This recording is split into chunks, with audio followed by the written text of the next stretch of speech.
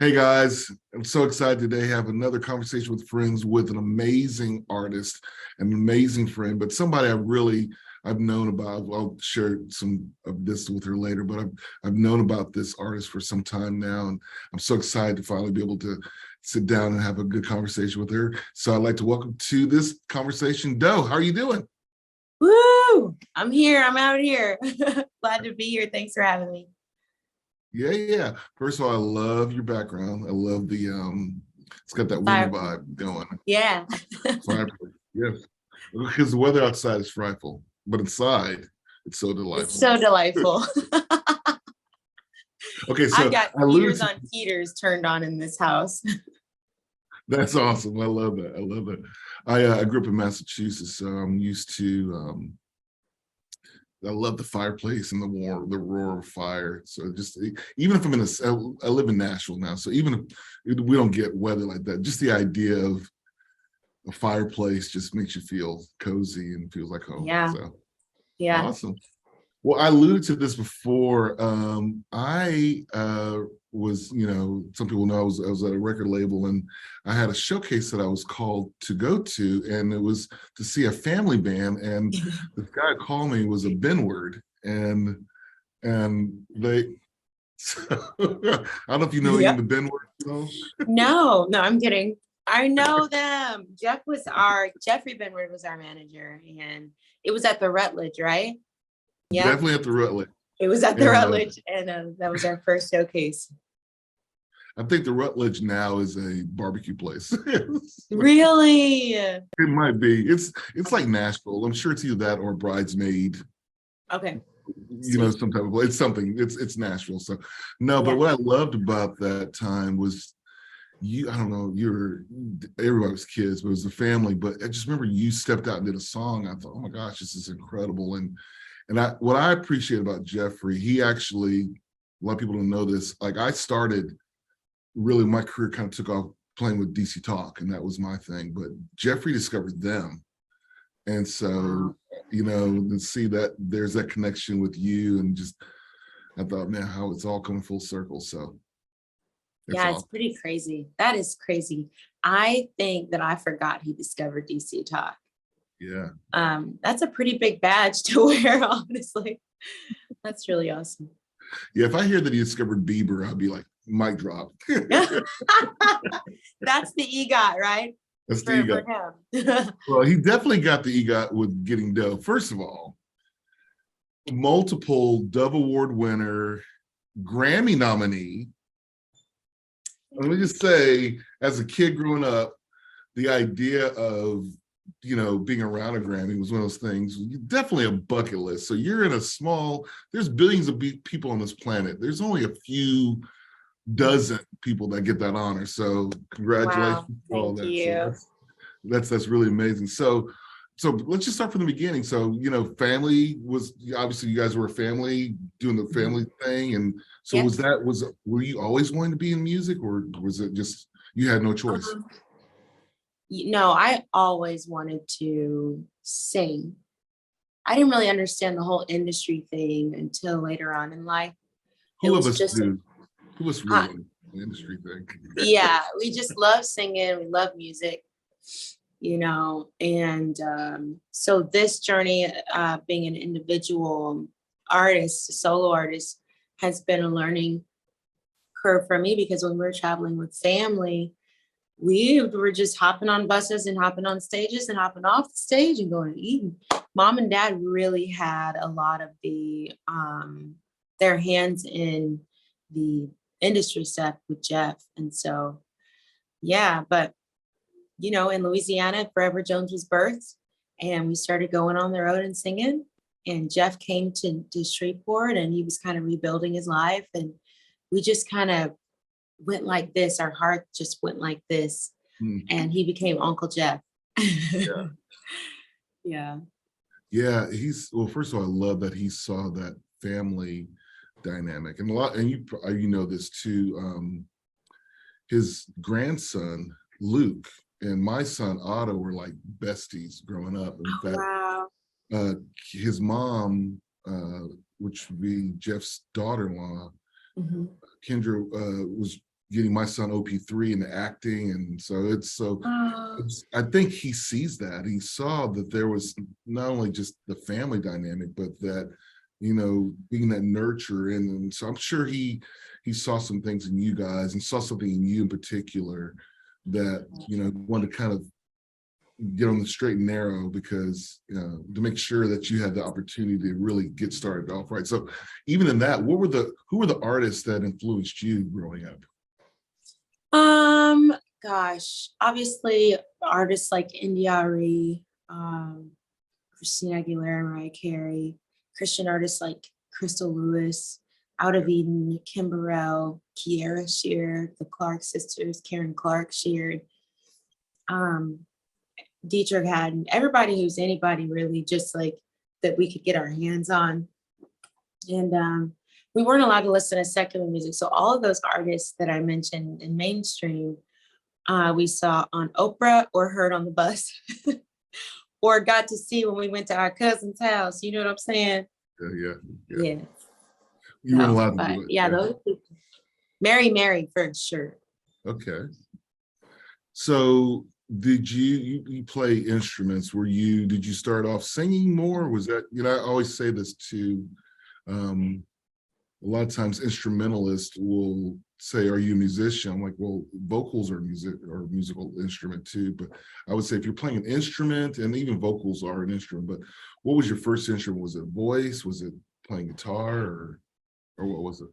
I think it was keys, actually. It was piano.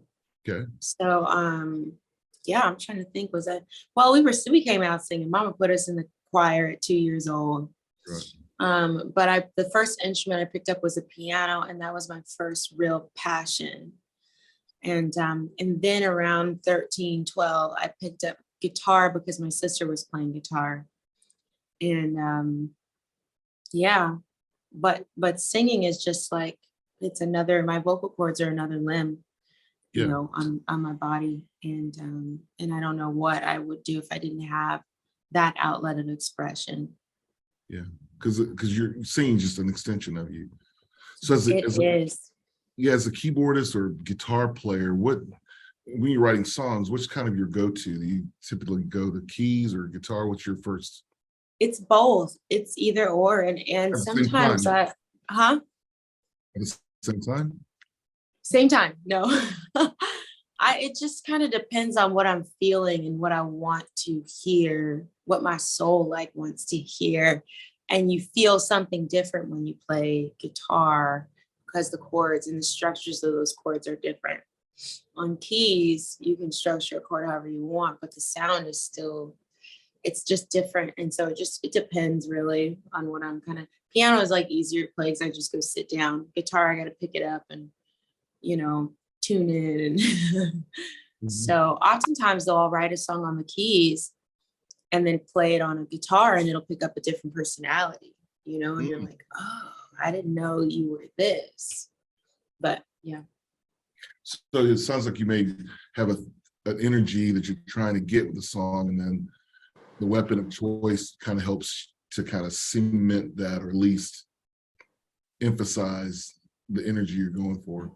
Yeah, it's more, I would say it's like I'll be inspired by an idea or a thought or a revelation, and whatever instrument I feel would help me, get that, release that is the one. Yeah. Mm-hmm. And even, I know it feels like we're dipping into songwriting, but listen to your record, which is great. Thank you. I'm not just saying that I love that it's a record that's about life. It's not, I love that even you saying, I was told, we all grew up like that. And I may have done the same thing to my kids, but only listen to Christian music. But after a while, it's like, man, you listen to Christian music, worship music, you listen to all these things that make you who you are. And I love that you create a record that is, if you spend a week with Doe, this is the things that she's probably going to talk about over coffee, dinner. Yeah. I love that. And so clarity. So even what do you feel like that was that unique signature and things? What do you feel like yours is and maybe was kind of manifest in this record? I feel like I just write about what I'm inspired by, what I'm feeling, what is breaking my heart at the moment, what is keeping me alive at the moment. I'll hear a random phrase and it will turn into a melody in my mind. I'll be in conversations with somebody and they'll ask me a question, and I'll sing the answer back to them. And so Mm. I just find I find inspiration in life. And during the time of the album coming together, there were so many layers that God was removing from me and uprooting, and things that I didn't know that areas of brokenness that I didn't know existed in my heart. And it was a few years of just like healing. And so I wrote from that place, from this real and honest place. Mhm. And but it took me a minute to get there because I didn't know I was allowed to write from that place. And then I realized, oh, I think I'm supposed to write from this place. And so I just, you just put those album or songs on the album, and you realize there's been an underlying theme in my life. And I would not have noticed that had I not put it all into an art project. Now I look at my album and I'm like, oh, this is what God did in my life throughout those past years. So that's kind of my theme for the last album. And then for the next one, it'll be something different. I know that's scary because people are like, you find a formula and you stick to it. But all I can do is tell the truth in song and hope that it like really touches somebody and they say, oh man, I can really relate with that. Well, you said that you feel like you um, couldn't write or weren't allowed to write, or Yeah. what was that? What did you what weren't you allowed to that you feel like you actually were able to do on this project? Yeah. So that moment came for me on I Try. Mm. And if you listen to I Try and you listen to the words, you're like, oh, okay. There were things that I didn't know I was allowed to say about how I felt. I'm a pastor's kid, so I grew up in church, and there was so much pressure to be perfect, and there was so much pressure to choose honor when maybe that someone needed to be called onto the carpet, if that makes sense. So for me, I was like, oh, so I kept sending these songs to the label, like, oh yeah, I can write songs. They're gonna love this stuff. So I send songs and they're like, these are pretty, but there's a lot of pretty songs out there, and we really want something that's like true to you. And I remember my brother Judah being a part of just like helping me go back to the well that I didn't know was dry and dig. And I broke down one day realizing like I'm not as good of a writer as I thought I was, and I'm really gonna have to work for this. And I Try was when I struck water. I wrote I Try with my hand shaking because I knew that everyone who was a part of my life for the last 16 years, they were going to hear themselves in my journey, and not in a disrespectful way, but in an honest way. So that's what it was for me. How was the response? Great. No one was offended. Yeah, honestly, I feel like my world was waiting on me to be honest, and then it's like, I'm an adult, I think sometimes as a pastor's kid, you learn to sit in the background and wait till you're called to the front and speak when you're spoken to. And you learn all of these rules. And not everybody puts that on you. You just kind of feel that pressure sometimes. Mm. And so there was some adulting that I had to learn how to do as an adult when it came to communicating, and when it came to even communicating my hurts and the things that I was forgiving for. And I was so afraid of confrontation.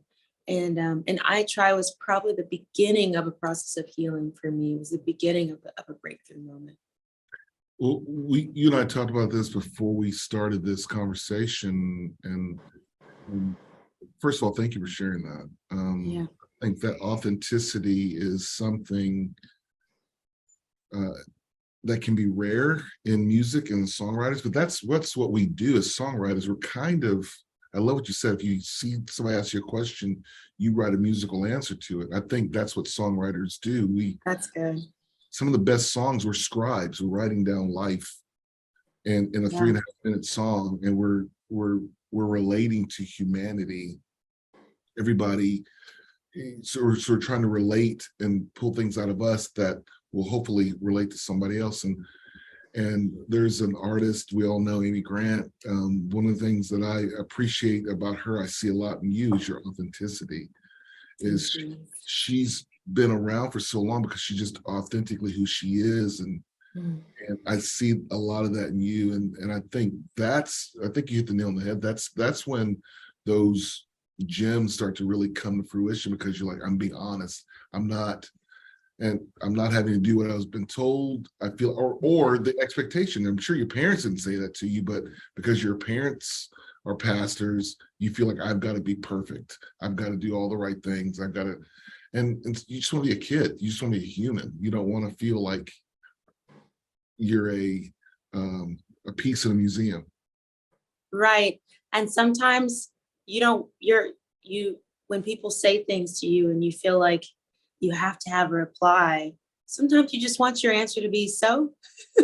Like, I saw you shrug your shoulders and I thought that was like something I felt like I always had to have an answer, and I'm finding freedom in being like, I'm going to speak on the things that move me, that I understand, and that I feel like I can actually offer an articulate answer for, the things I'm responsible for in life, the things I can control. Yeah. And that sets you free as a songwriter too. Yeah. I think as a human, I think one of the things that's helped me is going through books, especially in the Old Testament. It sounds crazy, but reading Job, when you really read Job, it ends. If it was a movie, it'd be the worst movie ever. Really? You think about it, like his friends say, you did this wrong. He goes, I won't talk to God. And then this young guy goes, well, y'all are wrong. And then God shows up and says, where were you at when I created this? And then things come back, but you never really get answers on why he went through all that, right? Yes. And so we live in this constant perpetual state of, we got to have the answer. I got to know if and I grew up in churches, like, if things went wrong, what sin is in your life? And what you doing? What did you do? Like, I don't. I love all this stuff that makes you who you are. Like, even worship leading. Like, what's that been like? Because one of your passions is worship leading. Like, I'm sure you're in different spaces. What drives you in a worship setting? Where do you like to worship? What settings drive you? My favorite place, and I go everywhere, and I will always, wherever the Lord sends me, but my favorite places are when I'm up there, I have the microphone and I'm leading the moment, but everybody is out there saying, oh yeah, we're going with you. Like, you're not going to have to work. You're not going to have to say much to us because we're all on the same page. And that's always so easy, because I feel like God can do so much with a yes. And there's so much surrender in those moments that equates to so much breakthrough. And I'm not saying that God can't in hard spaces, but when everyone's heart is saying yes, that makes me feel like I don't ever have to fight the temptation to get up there and tap dance. If I could just be real, right? There's no temptation to tap dance when everybody's on the same page. And those are my favorite spaces. Like, when you're leading in a multicultural space, like, because you're at a Black church or predominantly white church, like, what do you feel like is a thing that what's so crazy? Yeah. I love that question, because I don't think I've ever allowed myself to think that way, right? Like, oh, I'm the only Black person here. Oh, I'm in an all Black space. We never think that way. We just go, right? But if I'm honest, those multicultural spaces, because they've already broken through the barrier of preference and chosen the sound of heaven, whatever that is, they are way, way easier and way more fun. I hope I don't get uninvited. But I think no, I want that out there. It's the truth. You know, they've broken through that barrier of, well, this is the preference that I like to worship. And it's like, I prefer the sound of heaven and whatever needs to be sung in that moment, what makes sense message wise. So I think you'll actually get more because people, it's interesting.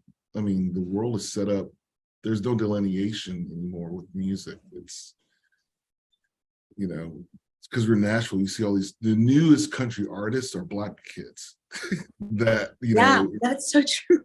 it's just like, so music, the world is already moving forward. And, you know, we as a church need to make sure we don't keep stereotypes as old guard. We have to figure out where's the world moving. Sound, like you said, the sound of heaven.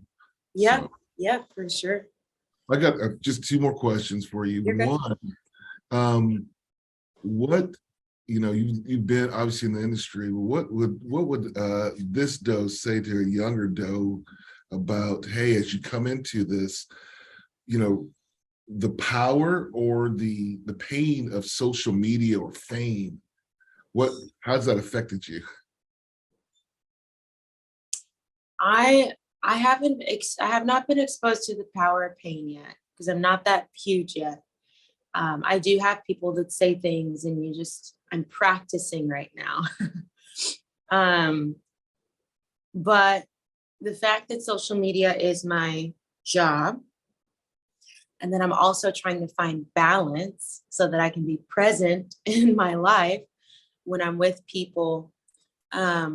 I would have told myself to position social media to live in a workspace only from the jump, to use social media and not be used by social media, if that makes sense. I would have positioned myself better for my introduction to social media because I'm that girl. And like I said, I'm just going to be real. I'm that girl who realizes, oh my gosh, okay, I'm addicted right now. So I'm going to delete the app for a few days and then I'll bring it back when I feel, you know, like I'm in a good place. And I don't know if it would have been that way still, but I think I would have had better boundaries and just been more prepared for what the demand of social media. Mm. And this kind of segues into my last question. How do you, it sounds like you said, how do you keep centered and focused on God when everything around you is pulling at you and Yeah. all these demands? What practices do you put in place to do that? Yeah, my practice is to stay in the fight because in our lives, like, I'm not doing the same thing every day. Routine is like, what? You know? So I stay in the fight to pursue God in every differently shaped day. And I don't allow, I stopped allowing the enemy to make me feel insecure, so insecure that I don't enjoy the ministry of reconciliation. And if I could, because I feel like this is going to set somebody free because it set me free. The faster you can respond by running to the feet of Jesus, no matter what you feel like you failed at, the sooner you can get away from the snowball effect where you're like, oh, now I have to recenter and now I have to readjust my whole life back to la, la, la, la. You know, and a part of that is you feel shame. So you distance yourself, even if you're somebody who preaches against shame and you tell other people to run to Jesus, it's like this natural thing. So you kind of distance yourself and you're like, okay, let me get my life back into a good place and then start, you know, this routine again. And it's like, no, just keep showing up. And when you feel the worst, the moment that you feel the worst, run and enjoy the nearness of God and the ministry of reconciliation, because that irritates the enemy so bad when he realizes that he didn't get so under your skin that it kept you from praying that day, or it kept you from, you know what I mean? And that has been like the joy of my life, that God is like, he's waiting for me to respond that way. This is what Jesus died for, so that I could enjoy the ministry of reconciliation. And I'm not saying I'm just out here living however I want to live, but it's just like that weight will get to you and that burden will get to you. And you start to feel unqualified. Mm. And that feeling of unqualification, or however I would need to word it, is like, could be so heavy for someone who's going to place to place to place to place and leaning on God to minister to people. And I so value prayer as a part of what I do. I know that I have to be in the secret place. So that's one of the ways the enemy tried to attack me. So for me, it's been like, my knee-jerk reaction is, oh no, I'm still gonna show up. You know, still gonna show up. I don't care, how long. It's not about quality or quantity. It's about quality time, with the Lord. And anyway, so that's what I would say. Bill, thank you for your time. Thank you Thank seriously you for having me. your honesty, and thank you for your transparency. I'm looking forward to hearing more great things, and congrats on the nominations, and looking forward to what 2023 is going to be for you. Thank you. Love you, dear. Have a good one. Bye.